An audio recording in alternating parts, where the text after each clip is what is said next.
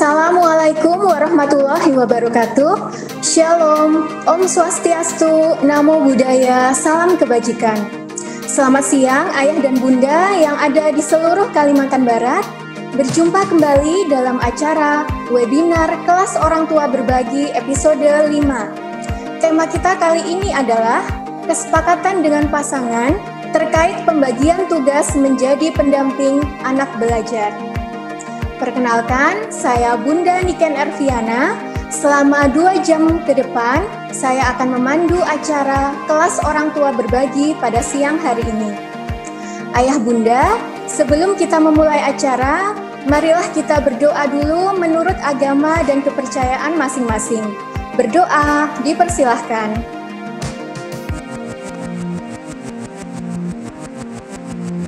Berdoa selesai. Ayah dan bunda, webinar series kelas orang tua berbagi adalah acara yang dilaksanakan mingguan. Acara ini terselenggara atas kerjasama Direktorat PAUD, Kementerian Pendidikan dan Kebudayaan dengan BP PAUD dan Dikmas Provinsi Kalimantan Barat. Acara ini memiliki tujuan untuk berbagi cerita, pengalaman, dan praktik baik dari orang tua dalam mendampingi anak usia dini selama belajar dari rumah.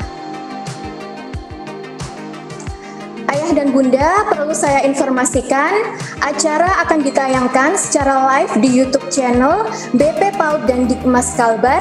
Jangan lupa untuk like dan subscribe ya ayah dan bunda. Peserta webinar juga akan berkesempatan mendapatkan apresiasi e-sertifikat. Untuk itu, ayah dan bunda kami harap memberikan pertanyaan yang menarik di kolom chat, memberikan kesan pesan yang bagus dan membangun di link feedback. Link feedback akan disampaikan di kolom chat, dan juga mengunggah proses mengikuti webinar, lalu tag di akun sosial media Instagram PAUD Dikmas Kalbar. Dan yang paling penting ayah bunda, silahkan untuk mengikuti kegiatan webinar ini sampai akhir. Ayah dan bunda, kami juga mohon untuk mengisi daftar hadir peserta pada link daftar hadir yang nanti akan disampaikan di kolom chat. Ayah dan bunda, jangan lupa juga untuk selalu menjaga kesehatan dan mematuhi protokol kesehatan, yaitu 3M, memakai masker, mencuci tangan, dan menjaga jarak. Ayah dan bunda, kita tahu saat ini kita masih berada di masa pandemi COVID-19 yang mengakibatkan anak tidak bisa mengikuti pembelajaran tatap muka sehingga anak usia dini harus belajar di rumah. Peran orang tua dalam mendampingi anak ini sangat terasa saat pembelajaran BDR karena biasanya anak belajar didampingi guru atau pendidik di lembaga PAUD, tetapi sekarang harus didampingi orang tua di rumah. Mendidik anak bukan hanya menjadi tugas seorang ibu semata, tetapi seorang ayah juga berperan penting dalam tumbuh kembang anak. Untuk itu perlu sinergi antara pasangan, antara ayah dan ibu untuk sama-sama mendidik atau mendampingi anak usia dini selama belajar di rumah atau biasa kita sebut dengan BDR. Sesibuk apapun ayah bekerja, ibu bekerja, atau ibu mengurus rumah tangga, mereka harus memiliki waktu untuk mendidik atau mendampingi anak. Perlu kesepakatan antara pasangan ayah dan ibu untuk membagi tugas dalam mendampingi anak belajar selama BDR, agar kegiatan BDR bisa berjalan dengan baik. Lalu seperti apa kesepakatan antara ayah dan bunda dalam membagi tugas untuk mendampingi anak belajar di rumah? Untuk membahas tema kita pada hari ini, telah hadir narasumber-narasumber hebat. Mari kita sapa terlebih dahulu. Yang pertama ada narasumber ahli, Bunda Dr. Hajah Fitri Sukmawati, SPSI, MPSI, psikolog. Beliau adalah Ketua HIMSI atau Himpunan Psikologi Seluruh Indonesia, wilayah Kalimantan Barat. Selamat siang Bunda Fitri. Selamat siang Mbak Niken dan para narasumber lainnya, sama peserta. Apa kabar hari ini? Baik, baik Bunda. Bunda sendiri bagaimana kabarnya Bunda? Alhamdulillah baik dan sehat selalu. Alhamdulillah. Lalu selanjutnya yang kedua ada narasumber orang tua yaitu Ayah Eulogius Junaidi Rahun, SS, tapi biasa dipanggil dengan Ayah Aldi. Selamat siang Ayah Aldi.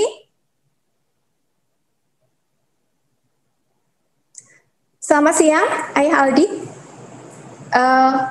Baik, langsung saja kita lalu melanjutkan ke narasumber yang selanjutnya. Narasumber yang ketiga, ada narasumber orang tua juga, yaitu Bunda Oktariana Dwi Wulandari, SPD, MPD. Selamat siang Bunda Okta. Siang Mbak Niken, Assalamualaikum warahmatullahi wabarakatuh. Waalaikumsalam. Sehat ya Bunda? Alhamdulillah, harus sehat. Ya baik, terima kasih Bunda. Baik Ayah dan Bunda, langsung saja kita akan menyimak pengalaman dari narasumber orang tua yang pertama, yaitu Ayah Eulogius Junaidi Rahun SS, atau biasa dipanggil Ayah Aldi. Tapi sepertinya kita belum tersambung dengan Ayah Aldi, ya. Kita menunggu dulu untuk Ayah Aldi, semoga nanti bisa bergabung. Baik, kalau begitu yang pertama kita persilahkan terlebih dahulu kepada Bunda Okta ya. Ini yang akan memaparkan yang pertama. Untuk narasumber orang tua yang pertama yaitu Bunda Oktariana Dwi Wulandari, SPD, MPD. Beliau adalah seorang PNS di LPMP Kalimantan Barat. Beliau memiliki putri bernama Agni Nagini Fajra Batari yang belajar di TK Darul Janah, Pontianak Timur. Baik, langsung saja silahkan Bunda Okta untuk berbagi pengalamannya terkait kesepakatan pembagian tugas dengan pasangan. Waktunya 20 menit ya Bunda Okta. Baik, Mbak Niken, Assalamualaikum warahmatullahi wabarakatuh. Selamat siang Ayah Bunda, semua apa kabar? Semoga kita selalu dalam keadaan sehat walafiat dan selalu bahagia ya. Konon katanya kalau bahagia imunitas kita jadi bagus, apalagi di masa COVID-19 seperti ini. Saya izin untuk share screen Mbak Niken. Iya Bunda Okta, silahkan. Oke. Sebelumnya saya mau menyapa dulu kepada Ibu Dr. Haji Fitri Sukmawati dan Ayah Aldi, semoga segera bisa bergabung bersama kita. Saya izin menyampaikan cerita tentang bagaimana saya berbagi peran dalam mendampingi anak belajar, terutama di masa pandemi ini.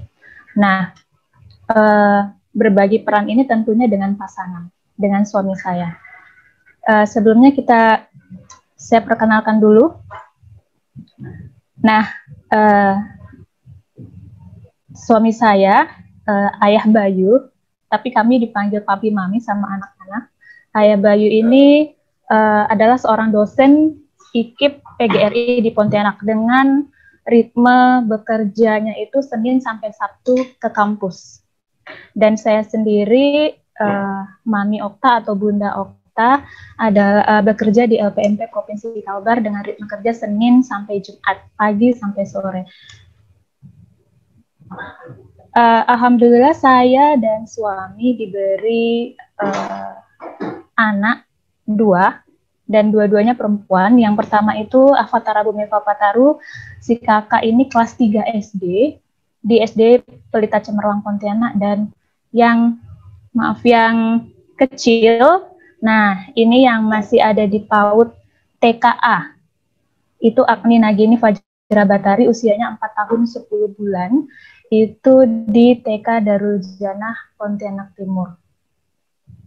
Nah, pasti setiap pasangan, setiap keluarga memiliki berbagai macam tantangan yang berbeda-beda. Nah, tantangan yang kami hadapi itu pertama, terutama di masa pandemi ini ketika anak-anak harus BDR, yaitu bagi waktu antara tenaga pikiran dan perasaan, kantor, rumah. Kami harus berbagi waktu, dua-duanya. Yang kedua, kami juga berdua harus mendampingi anak belajar dan mengerjakan tugas sekolah. Kalau sebelum pandemi, tugas-tugas atau proses belajar itu lebih banyak dihabiskan di sekolah dan dibantu oleh Bapak Ibu guru. Tapi kalau BDR ini otomatis kita mendapatkan peran tambahan yaitu sebagai guru. Yang ketiga yaitu tantangannya kami mendampingi anak lebih dari satu dengan usia, jenjang sekolah, dan pola belajar yang berbeda-beda. Satu kelas 3 SD, yang satu masih TKA. Kemudian kami juga harus berpikir bagaimana mencari kegiatan yang berkualitas karena kami berdua adalah tipe pasangan yang bekerja. Kebetulan dua-duanya bekerja. Nah, apa yang harus kami lakukan dengan beberapa tantangan tersebut? Jadi pertama kami mengidentifikasi waktu dan pola kerja kami, begitu. Karena kami sadar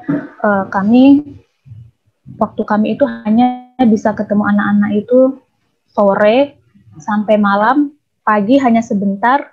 Setelah itu dari pagi sampai sore itu anak-anak di rumah dan sebagian dititipkan ke pengasuh, begitu. Kemudian kami juga mengidentifikasi pembelajaran yang akan dilakukan anak-anak. Siapa yang daring, siapa yang luring, si kakak bagaimana, si adik bagaimana. Kemudian kami juga mengidentifikasi karakter anak dan pola belajar anak, karena tiap anak berbeda-beda dan kita nggak bisa samakan. Kemudian dari identifikasi itu kami membuat kesepakatan untuk berbagi peran agar semuanya bisa berjalan dengan yang kita harapkan. Pekerjaan yang di kantor, di kampus, itu bisa berjalan dengan baik. Kemudian pekerjaan di rumah, juga pekerjaan kita sebagai orang tua juga dapat berjalan dengan baik. Nah, kemudian kalau untuk si kakak ini, dia sudah online, full online, Zoom meeting, sudah terjadwal dan menggunakan Google Classroom. Jadi ini tipe dari kakak menggunakan daring, full daring. Kemudian kalau untuk si adik, kalau di Agni ini dia belajar ada daring dan luring. Kalau belajar secara luring itu saya sebagai orang tua mengambil bahan belajar atau penugasan ke sekolah oleh saya seminggu sekali. Nah, ini contoh penugasan yang dikerjakan oleh De Agni dari sekolah. Kemudian pembelajaran daring menggunakan video call melalui WhatsApp. Jadi kan sudah bisa 8, jadi nanti ada dalam seminggu itu ada 2-3 kali video call, nggak lama, hanya setengah jam, begitu dibagi 2. Karena kebetulan satu kelas 9, jadi dibagi 2 sesi, dan dengan video call aja ini De Agni udah seneng banget, udah excited banget, karena dia ngerasa saya sama, udah hampir sama dengan si kakak yang nge-zoom tiap hari. Dan dia sangat excited banget kalau mau video call bersama teman dan guru-gurunya. Dan dia juga bersemangat apabila diberi tugas sama guru. Karena De Agni ini kan baru sekolah ya. Jadi dia suka iri kalau lihat kakaknya banyak tugas, nge-zoom gitu. Jadi ketika dia mendapatkan penugasan dari guru tuh dia excited banget. Dia walaupun dikasih waktu 1 minggu, dia pengennya langsung dikerjakan malam itu juga. Nah, selanjutnya bagaimana peran saya, bagaimana peran suami saya? Kalau saya berkomunikasi dengan guru terkait pembelajaran, penugasan, dan permasalahan selama pembelajaran, baik ke guru kakak ataupun guru yang adik. Kemudian saya juga mengambil dan mengumpulkan tugas ke sekolah untuk De Agni. Kemudian setiap malam sebelum tidur saya mengecek kesiapan anak untuk belajar di esok harinya. Misalnya buku mata pelajaran si kakak, besok mata pelajaran apa aja sudah saya minta dia menyiapkan. Jadi saya hanya meminta dia menanyakan sudah siap atau belum. Kemudian saya juga mengecek apakah perangkat pembelajaran laptop dan HP si kakak itu sudah full charge, sudah di charge, takutnya listrik mati. Kemudian kalau listrik mati, wifi error, dia harus punya kuota di HP, jadi dia bisa beralih ke HP. Begitu juga saya harus sudah berpikir ketika kakak nge-zoom, adik harus video call. Berarti saya harus sudah bisa memastikan ini handphone siapa yang bisa dipakai adik untuk video call di esok harinya. Kemudian saya juga mengontrol penugasan yang diberikan dan dikerjakan anak-anak. Apakah sudah dikerjakan, kapan mau mengerjakan, seperti itu. Kemudian saya juga menginstal Google Classroom di HP saya untuk mengecek tugasnya si kakak. Kemudian kadang saya di kantor saya juga ngecek kakak sudah masuk Zoom meeting atau belum, seperti itu. Saya mendampingi dan mengarahkan anak-anak dalam mengerjakan tugas. Saya memotivasi dan mengapresiasi. Jadi ketika mereka sudah mengerjakan satu tugas, saya bilang hebat, seperti itu ya, kalimat-kalimat positif, dan mereka boleh misalnya diselingi ketika sudah mengerjakan satu tugas, mereka boleh bermain. Karena kebetulan mereka suka bermain kucing di rumah, jadi mereka boleh main kucing dulu, nanti balik lagi mengerjakan tugas. Nah, bagaimana peran suami saya? Nah, kalau dilihat biasanya rata-rata itu ibu mengambil banyak peran ya dibanding ayah, dan karena biasanya ibu itu lebih detail, lebih sabar, sementara ayah mungkin kita juga nggak bisa paksakan anak untuk kamu harus belajar sama ayah begitu, karena tidak semua anak mau belajar sama ayah ya. Ada beberapa anak yang mungkin ayahnya dipikir galak atau nggak sabar atau apa begitu, atau sibuk, jadi kita nggak paksakan. Yang penting kita sama suami itu berkomunikasi, anak bisa belajar sesuai keinginan mereka mau belajar sama siapa. Nah, tetapi untuk materi-materi yang detail, kalau saya itu lebih ke materi yang penugasan sudah dikerjakan belum, saya ngecek, jadi saya lebih yang teknis gitu. Tapi ketika untuk materi pemahaman detail itu saya arahkan ke suami saya, ke ayahnya anak-anak. Jadi, dan tidak harus terkait dengan materi yang ada di sekolah. Apa aja yang mereka mau tahu, itu detailnya itu saya arahkan ke ayahnya, karena ayahnya lebih sabar untuk menjelaskan.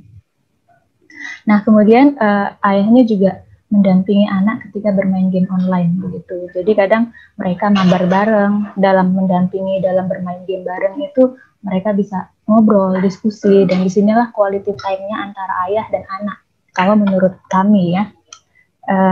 Kemudian memberi nasihat kepada anak ketika terdapat permasalahan. Jadi ketika sambil bermain bersama itu dia suami saya memberikan nasihat kepada anak-anak terkait masalah-masalah yang ada. Dia juga memotivasi dan mengapresiasi anak setelah belajar. Ini memang kesepakatan kami berdua, siapapun harus saling memberi apresiasi, baik dari orang tua ke anak ataupun anak ke orang tua. Nah, ya ini yang paling penting, bahwa suami saya memberi kepercayaan dan kebebasan kepada saya dalam mendampingi anak-anak dalam mengatur polanya seperti apa. Dan ngobrol sebelum tidur bersama anak-anak, karena memang waktu kami itu lebih banyaknya malam kumpul semua, jadi malam sampai sebelum tidur itu waktu kami berdua untuk bersama anak-anak. Nah, kalau kita lihat kegiatan di AKMI, kita lihat anak saya yang kecil ini suka berceloteh ya, suka ngobrol. Jadi kemampuan verbalnya itu lebih banyak begitu. Dan dia ketika menceritakan segala sesuatu, saya cuma tanya satu tema, nanti dia akan mengeluarkan pendapat sesuai dengan apa yang ada di pikiran dia, dan dia suka direkam. Jadi ketika dia ingin ngomong sesuatu, dia selalu bilang, "Mami, videokan," begitu. Dia minta saya untuk memvideokan dia. Kemudian dia juga suka dancing. Dia nggak mau dibilang menari. Dia bilang ini dancing. Dancing itu adalah freestyle dancing begitu. Suka-sukanya dia. Dan dia suka divideokan begitu. Jadi ketika saya sedang mengerjakan tugas kantor di malam hari, dia minta perhatian saya, "Mami, lihat adik rekam." Ya saya langsung berhenti dari pekerjaan saya dan saya langsung ambil HP dan saya rekam. Seperti itu. Jadi di handphone saya banyak sekali video-video di AKMI ini. Nah, kadang-kadang dia juga membantu pekerjaan rumah. Biasanya ketika dia melakukan pekerjaan rumah, dia pasti akan langsung bilang, "Mami, adik hebat ya, adik pintar ya." Dia minta pengakuan, kan, minta diapresiasi. Ya, saya bilang hebat banget, udah bantu Mami, seperti itu. Nah, kemudian kalau ayah bunda lihat, itu tumpukan ya, kalau saya tuh gemes sama yang Mbak di rumah itu, ini seperti sampah kita lihat. Jadi dia kayak ngumpulin sampah di satu pojokan di kamar. Ini dia bilang pojok harta karun dia. Jadi semua mainan dia itu ada di sini dan dia akan main. Saya biarkan ketika di Agni itu main, saya biarkan. Tapi ketika sebelum tidur, saya minta dia untuk mengemaskan, membereskan dengan cara dia sendiri, dan kita nggak boleh ganggu karena kalau ada satu yang hilang dia akan marah gitu. Jadi saya biarkan dia membereskan mainannya itu dengan cara dia sendiri. Dia juga suka menggambar apa aja menurut pemahaman dia itu kucing, walaupun bukan seperti kucing ya kita bilang oh iya kucingnya bagus seperti itu. Dan dia juga sudah bisa menggunakan pisau gunting, itu dia sudah mahir menggunting menggunakan pisau, tapi dengan pengawasan saya. Dia juga kadang membantu masak, tapi nggak sering sih, kadang-kadang aja. Setelah itu banyaknya dia minta apresiasi, kalau dia itu rajin, pinter, anak mami, seperti itu ya. Nah, kemudian kegiatan bersama di keluarga yang kami lakukan itu, kalau kita lihat di sini, ini adalah ketika kakak mendapatkan tugas dari sekolah dan dia juga mau ikutan. Dia juga mau ikutan bikin, dan saya videokan dan saya kirim, saya bilang sama gurunya, kakak maaf ya Bu Guru, ini adiknya mau ikut, jadi saya tetap kirim videonya, ada adiknya juga. Nah ini juga ketika kakaknya ada tugas untuk direkam, dia juga mau, saya biarkan saja dia terlibat di penugasan kakaknya. Nah, ini kemudian ketika saya sedang membantu kakak untuk mengerjakan tugasnya, dan selalu dia ada di sini. Saya bilang dia perusuh, tapi dia selalu ada di sini di antara kita bertiga. Dan ini adalah quality time-nya cara kami seperti itu. Nah, ini adalah ketika mereka tidak boleh menggunakan HP atau laptop, maka mereka akan bermain. Mereka berdua itu biasanya ambil kertas, ambil pulpen, ambil spidol, mulai gambar-gambar seperti itu, mulai bikin kekacauan kalau saya bilang, tapi biarkan saja, nanti dibereskan sama-sama. Nah, ini adalah ketika saya meminta adik dan ayahnya dan suami saya untuk membuat semacam konten begitu. Mereka bercerita berdua, kemudian saya videokan. Dan ini juga saya bersama adik dan suami saya menceritakan sesuatu dan divideokan. Kemudian, nah ini adalah pelukan pemberi energi begitu. Jadi saya sering bilang sama anak yang kecil, saya sering bilang, mami lagi nggak enak badan nih, lagi lemes, kasih mami pelukan energi dong. Nanti dia akan peluk saya begitu. Nanti saya langsung akan bilang, oh mami berenergi lagi. Dan itu juga saya perlakukan kepada neneknya begitu. Jadi setiap hari pasti di Agni itu akan memeluk neneknya untuk memberi energi, kita bilang. Jadi pelukan pemberi energi. Nah ini saya akan tampilkan beberapa video dari Dek Agni. Jadi apa yang dilakukan oleh anak saya yang Dede Agni ini, saya anggap itu adalah proses belajar yang harus kita dampingi. Apalagi Dek Agni ini kan masih TK, tidak ada kewajiban untuk belajar menulis, kewajiban untuk membaca. Jadi hanya pengenalan huruf angka ataupun sosialisasi. Jadi apapun yang dia lakukan, dia bercerita, dia menari, dia bergambar begitu. Kemudian mungkin dia berantem juga sama kakaknya, itu saya anggap sebagai suatu pembelajaran baik yang bisa memancing verbalnya, motoriknya begitu, kemampuan motorik halusnya juga begitu. Jadi saya biarkan, tidak saya larang begitu. Ini contohnya.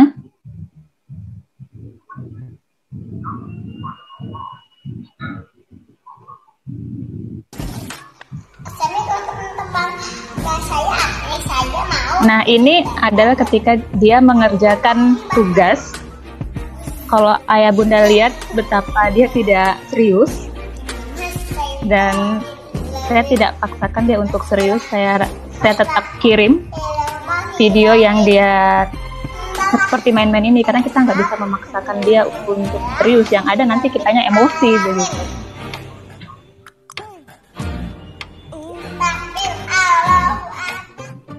Tasbih subhanallah, syahadat, syahadu an la ilaha illallah, syahadu anna Muhammad Rasulullah.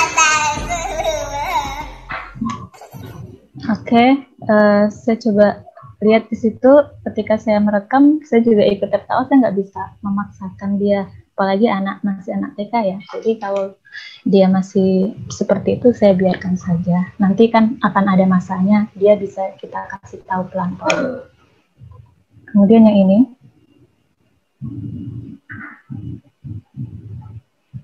Satu udah, dua udah, tiga udah, empat udah. Ini dia bikin soal sendiri, bingung sendiri. Dan saya tidak pernah menyuruh dia untuk belajar hitung-hitungan, tambah-tambahan, kurang-kurangan. Saya tidak pernah mengajarkan, tapi dia melihat dari kakaknya. Tapi ketika dia mau belajar ya, Di sini saya ikuti. 7 tambah 7. 7 ditambah 7 sama dengan, Berapa? coba hitung pakai tangan. 7 dulu gini. 7 tambah 7 berapa ya? 7 8. satu, dua, tiga, empat, lima, 6, 7, 8, 6, 8, 9, 10, 7 tambah 7 apa nih? Apa coba? Tahu. Makanya nambah-nambahnya yang kecil-kecil aja hurufnya, angkanya, nggak usah banyak-banyak dulu. Kayak tadi kan 5 tambah 5 udah bisa. 4 tambah 3 gitu. Apa yang ini? Susah nih. Ya kan adik yang bikin soal. Bikin soal yang mudah dong. Tapi gini-gininya gimana? Bentar ya. Nah ya ini belum ada anu. Jadi dia bikin soal sendiri, dia kesusahan sendiri begitu. Dan saya tidak pernah memaksa atau mengajarkan untuk tambah-tambahan karena memang belum waktunya. Assalamualaikum. Nah ini ketika saya Selamat malam. istilahnya bikin konten bareng begitu. Jumpa lagi sama Mami Okta. Dan Agni dan Papi Bayu. Kakak Tara kemana dek? Kakak Tala di depan. Di depan ya. Masipin kamera kita ya. Tapi saya bro, soalnya tadi ada bertiga sama papi, berdua sama papi, akhirnya bertiga sama Iya. papi. Sekarang ngomong apaan sih?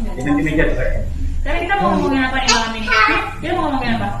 Kami tim, bilangnya tim apa ya? Record. Tim unicorn. Jadi Itu mungkin dari saya. Terakhir, terima kasih. Mari kita sebagai orang tua saling mendukung, menyemangati, membimbing, dan mengarahkan anak-anak dengan sepenuh hati. Terima kasih, Mbak Niken. Saya kembalikan ke moderator. Assalamualaikum warahmatullahi wabarakatuh.